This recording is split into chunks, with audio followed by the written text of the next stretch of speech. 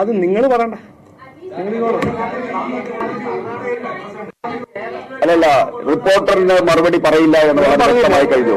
മറ്റു മാധ്യമ പ്രവർത്തകരോട് മര്യാദയ്ക്കും മാന്യതയ്ക്കും മാധ്യമ പ്രവർത്തനം നടത്തുന്ന ആൾക്കാർ അവർക്ക് മറുപടി കൊടുത്തോളാം. നിങ്ങളവിടെ ഇരുന്നാൽ അന്തസ്സുള്ള അഴിമതി തൊട്ട് വേണ്ടിയിട്ടില്ലാത്ത മാന്യമായി ധാർമ്മികത പുലർത്തുന്ന മാധ്യമ പ്രവർത്തകരുടെ ഉണ്ട്. റിപ്പോർട്ടർ പോലെയുള്ള അഴിമതിയുടെ പേക്കൂട്ടുകളുണ്ട്, അവർക്കാണ് മറുപടി കൊടുക്കുക. മോശമായിപ്പോയി, വളരെ മോശമായിപ്പോയി ചന്ദ്രേട്ട. കാരണം നിങ്ങളിൽ നിന്നും മലയാളികൾ പ്രതീക്ഷിച്ചത് ഇതൊന്നുമല്ല കേട്ടോ. വളരെ മോശമായിപ്പോയി എന്ന് പറഞ്ഞാൽ വളരെ മോശമായിപ്പോയി. എന്താ ചെയ്യുക അല്ലെ? ഉത്തരം മുട്ടുമ്പോൾ കൊഞ്ഞനം കുത്തുന്ന നിരവധി BJP നേതാക്കന്മാരെ നമ്മൾ കണ്ടിട്ടുണ്ട്. പക്ഷെ അതൊക്കെ ചാനൽ ചർച്ചയിലായിരുന്നു.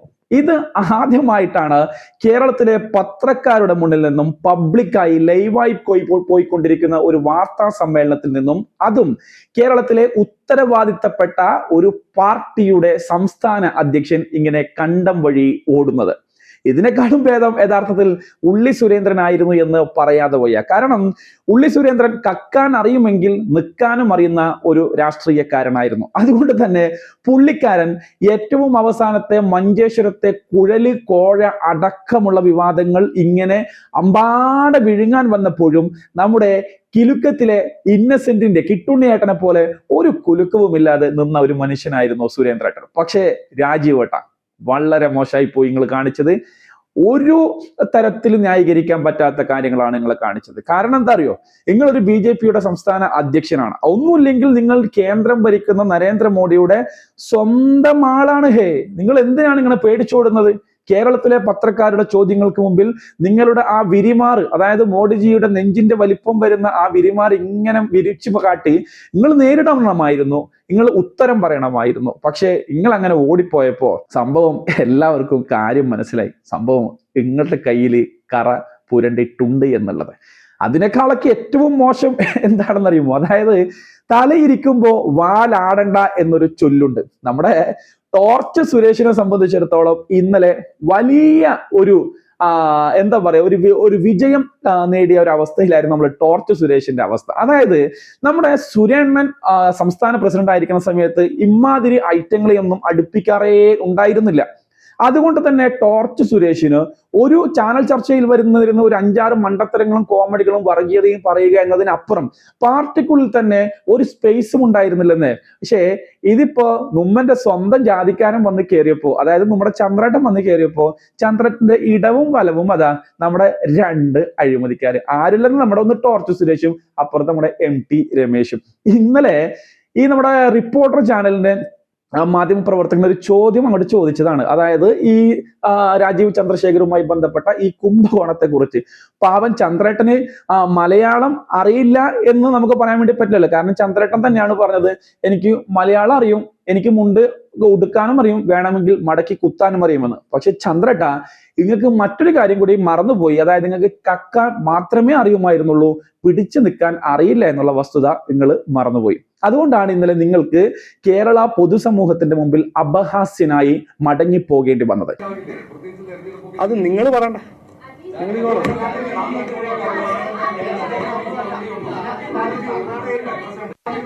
അല്ലല്ല, റിപ്പോർട്ടറിന് മറുപടി പറയില്ല എന്ന് വ്യക്തമായി കഴിഞ്ഞു. മറ്റു മാധ്യമ പ്രവർത്തകരോട് മര്യാദയ്ക്കും മാന്യതയ്ക്കും മാധ്യമ പ്രവർത്തനം നടത്തുന്ന ആൾക്കാർ അവർക്ക് മറുപടി കൊടുത്തോളാം. നിങ്ങളവിടെ ഇരുന്നാൽ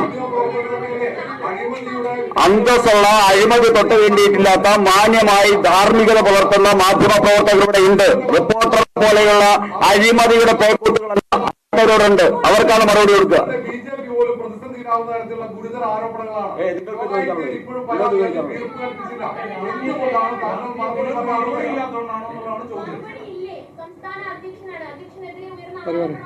റിപ്പോർട്ടർ ഒഴികെയുള്ള മറ്റു മാധ്യമങ്ങൾക്ക് ചോദിക്കാനുണ്ടെങ്കിൽ ചോദിച്ചോളൂ.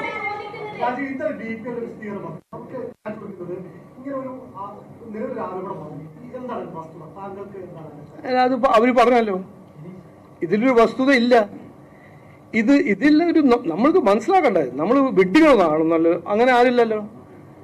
ഞങ്ങള് ആരോപണം ശബരിമല കൊള്ളയെ കുറിച്ച് പറയുന്നു, വാസവൻ രാജിവെക്കണം, വാസവന്റെ എതിരെ തെളിവുണ്ടെന്ന് പറയുമ്പോൾ പെട്ടെന്ന് അടുത്ത ദിവസം ഒരു മാനുഫാക്ചേർഡ് ലൈ ആരാ മുമ്പോട്ട് വെക്കുന്നത്?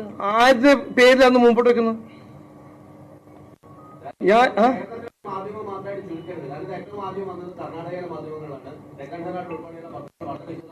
അല്ല അത്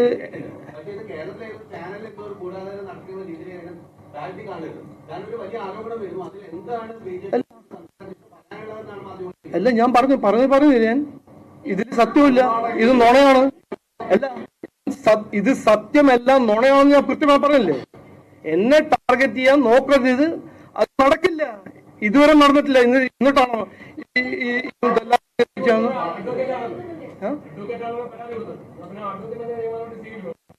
എന്റെ എതിരെയല്ലോ അവര് കൊടുത്തിരിക്കുന്നത്, അത് ഏതോ കമ്പനി. എന്റെ നോക്കൂ, ഈ നുണ പ്രചരിപ്പിക്കുന്ന പ്ലാറ്റ്ഫോമിനെതിരെ ലീഗൽ ആക്ഷൻ ഉണ്ടാവുന്ന അതിൽ ആർക്കും സംശയം ഉണ്ടാകാൻ പാടില്ല. ഉണ്ടാവും, 100% ഉണ്ടാവും.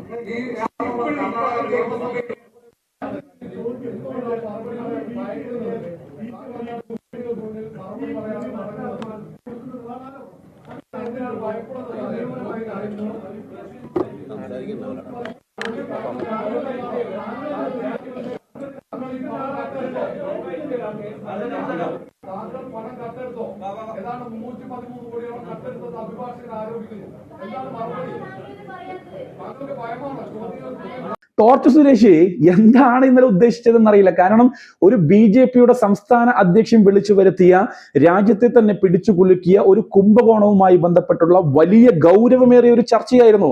ആ ചർച്ചയ്ക്കിടയിലാണ് തല എന്ന് പറയുമ്പോൾ നമ്മുടെ ചന്ദ്രേട്ടൻ ഇരിക്കുമ്പോൾ വാലായ നമ്മുടെ ടോർച്ച് സുരേഷ് അവിടെ നിന്ന് എണീച്ചു നിന്ന് കോപ്രായത്തരങ്ങളൊക്കെ കാണിച്ചുകൊണ്ട് റിപ്പോർട്ടർ ചാനലിന് മാത്രം ഞങ്ങൾക്ക് മറുപടി പറയാൻ പറ്റില്ല, റിപ്പോർട്ടർ ചാനലിനോട് ഞങ്ങൾ പിണക്കമാണ്, ഞങ്ങൾ ചൊടിയാണ് എന്നൊക്കെ. എന്റെ ടോർച്ച് സുരേഷ്, ഈ ടോർച്ച് സുരേഷൊക്കെ ഈ ചാനലിൽ വന്നിരുന്ന് പറയുന്ന എല്ലാ മണ്ടത്തരങ്ങളും വർഗീയതയും ഒക്കെ ഈ മലയാളികൾ ഇങ്ങനെ കേട്ട് നിൽക്കുന്നത് നിങ്ങളൊക്കെ അംഗീകരിച്ചു കൊണ്ടെന്നാണ് നിങ്ങൾ മനസ്സിലാക്കിയിരിക്കുന്നത്. ഒരിക്കലുമല്ലട്ടോ. ഞങ്ങൾക്കൊരു എന്റർടൈൻമെന്റ് ആണ് നിങ്ങൾ പറയുന്ന ഈ കോമഡിയും ഈ വിവരക്കേടും ഈ വർഗീയതയും ഒക്കെ. അപ്പോ ഈ ചാനലുകളൊക്കെ നാളെ മുതൽ ടോർച്ച് സുരേഷിനെ ഇനി നമ്മുടെ ചാനലിൽ ഇതുപോലുള്ള ഡിബേറ്റുകൾക്ക് വിളിക്കണ്ട എന്ന് വെച്ചാ ടോർച്ച് സുരേഷ് വീട്ടിലെ അടുപ്പ് പുകയില്ലല്ലോ. അപ്പോ അങ്ങനെ ഒരു ബഹിഷ്കരണം പൊതുസമൂഹത്തിന് അല്ലെങ്കിൽ ഒരു മതേതര കേരളത്തിന് നല്ലതല്ല എന്ന് മനസ്സിലാക്കുന്നത് നല്ലതാണ്. സംഭവം ടോർച്ച് സുരേഷിനെ സംബന്ധിച്ചിടത്തോളം ചന്ദ്രശേഖർജിയെ ഇങ്ങനെ പത്മവ്യൂഹം തകർത്ത് പ്രൊട്ടക്ട് ചെയ്ത് കഴിഞ്ഞാൽ നാളെ കൂടിപ്പോയ ഏതെങ്കിലും ഒരു സംസ്ഥാനത്ത് ഗവർണറായി നിയമിക്കുമായിരിക്കും. പക്ഷെ കേരളത്തിന് ഇതുണ്ടാക്കുന്ന ഒരു കേടുപാട് അത് വളരെ വലുതാണ് സുരേഷ് ഏട്ടാ. അത് നിങ്ങൾക്ക് പറഞ്ഞാൽ മനസ്സിലാവില്ല കേട്ടോ.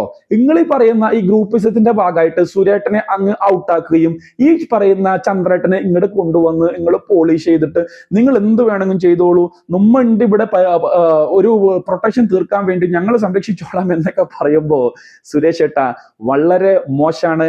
ഇതിനേക്കാളൊക്കെ വളരെ നന്നായിരുന്നു നമ്മുടെ സുരേന്ദ്രേട്ടൻ. കാരണം സുരേന്ദ്രേട്ടൻ നടത്തുന്ന വാർത്താ സമ്മേളനങ്ങൾ ഒരിക്കലും ഇതുപോലെയൊന്നും ആയിരുന്നില്ല. അസഹിഷ്ണുത ഉണ്ടായിരുന്നില്ല, ഒളിച്ചോടിയിരുന്നില്ല. കട്ടിട്ടുണ്ടെങ്കിൽ പോലും, അഴിമതി കാണിച്ചിട്ടുണ്ടെങ്കിൽ പോലും ഇങ്ങനെ എഴുന്നേറ്റ് നിന്ന് അല്ലെങ്കിൽ നെഞ്ചു വിരിച്ചു നിന്ന് കേരളത്തിലെ മാധ്യമങ്ങളോട് അദ്ദേഹം സംസാരിച്ചിട്ടുണ്ട്, അദ്ദേഹം മറുപടി കൊടുത്തിട്ടുണ്ട്. ചില സമയങ്ങളിലൊക്കെ മാധ്യമ പ്രവർത്തകരെ പോലും തന്റെ വാചക കസർത്ത് കൊണ്ട് ഉള്ളി സുരേന്ദ്രൻ കടത്തിവിട്ടി എന്ന് പറയാതെ പറ്റില്ല. ഇതിപ്പോ നമ്മുടെ ചന്ദ്രേട്ടന് BJPക്കുള്ളിൽ തന്നെ വലിയ രീതിയിലുള്ള ഒരു പോറലേൽപ്പിച്ചിരിക്കുകയാണ് ഇന്നലത്തെ ഈ ഒളിച്ചോട്ടം. ഈ ഒളിച്ചോട്ടം കണ്ടപ്പോ തന്നെ എല്ലാവരും സമ്മതിച്ചിരിക്കുന്നു കള്ളൻ കപ്പലിൽ തന്നെ എന്ന്.